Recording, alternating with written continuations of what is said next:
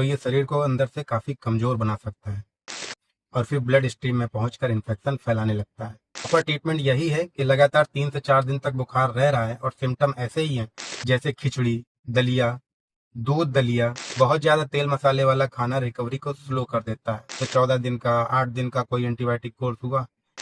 कुल मिलाकर के अनहाइजेनिक फूड को अवॉइड करेंगे।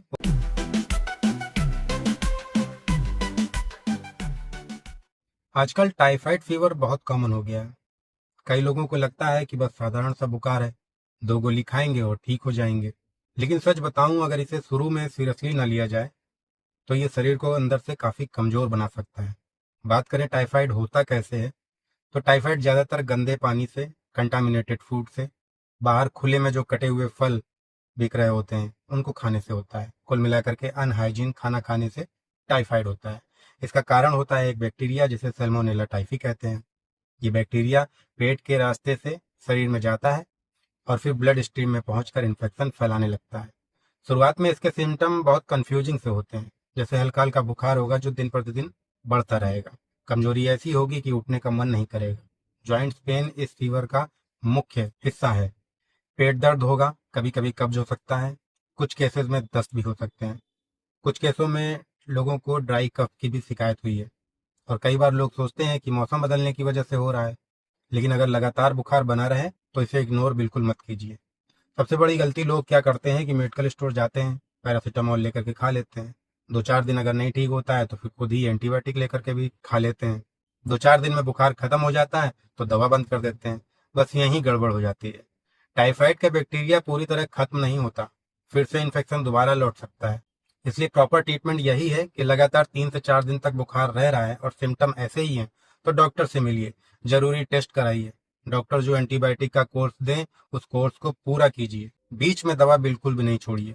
अब बात करें टाइफाइड में ली जाने वाली डाइट की, क्योंकि रिकवरी में दवा जितनी जरूरी है, सही खाना भी उतना ही जरूरी है।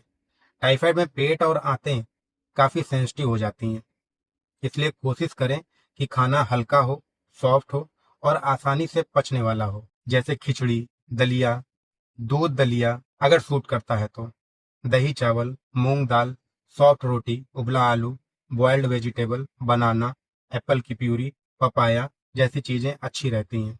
Soup, coconut water, fresh water, homemade juice और ओआरएस काफी मदद करते हैं।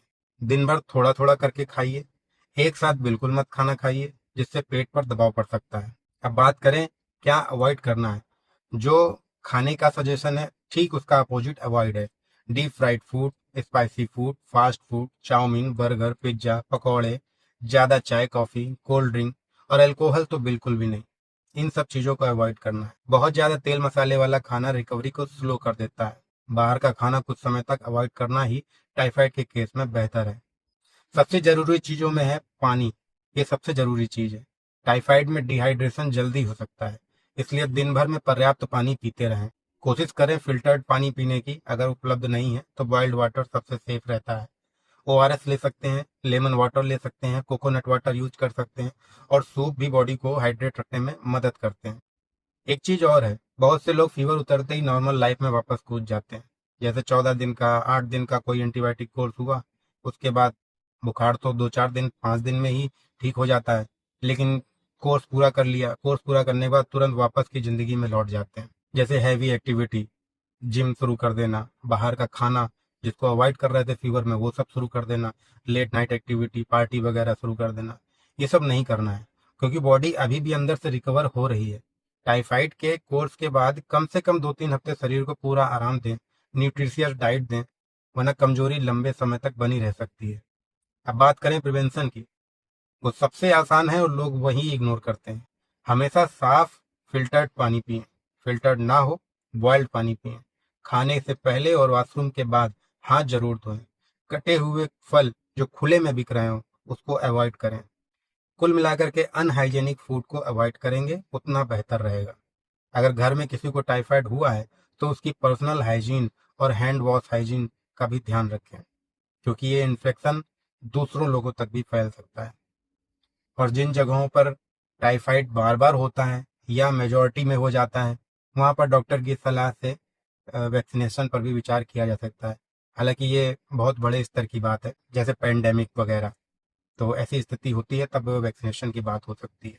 बाकी देखिए, टाइफाइड कोई ऐसी बीमारी नहीं है जिससे घबराना चाहिए, लेकिन ऐसी भी बीमारी नहीं है जिसे हल्के में लेना चाहिए। समय पर टेस्ट कराइए, प्रॉपर ट्रीटमेंट, पूरा एंटीबायोटिक का कोर्स, एक अच्छी डाइट, भरपूर पानी और थोड़ा सा हाइजीन, इतना कर लिया तो रिकवरी भी अच्छी होगी और दोबारा होने का खतरा भी कम हो जाएगा।